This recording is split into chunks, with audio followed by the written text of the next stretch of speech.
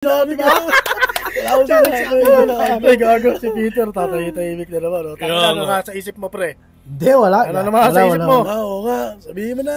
Sabihin mo na. Ano nga? Gago, sabihin mo na. Sige. Ibig mo na naman eh. Naisip ko, pag ako naging babae, papaisahin ko kayo lahat. Uy! Ano yung mga naiisip mo kasi? O, sabihin ko nasa isip ko. Oo nga, pero bakit ganyan yung mga naiisip Wala mo? lang. Di ba? Naisip ko lang, para alam mo yun, puro tayo lalaki, para may chicks tayo sa inuman, di ba?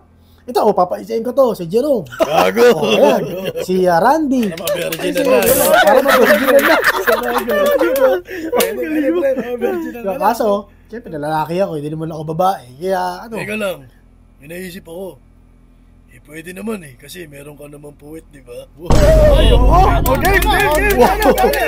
Ibig ko sabihin, mas okay pag babae talaga ako. Hindi na pre. Basta may butas, pwede na yan. Di ba? Wow.